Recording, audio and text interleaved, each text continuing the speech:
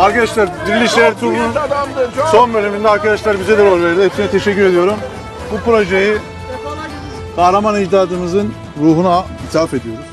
İnşallah onların aziz ruhuna yakışır bir iş yapmışızdır. Rabbimden tek dileğim bütün cihanda onların nizam-ı alem sevdası her yerde, her gönülde tomurcuk bulsun. Tek gayemiz var nizam-ı alem.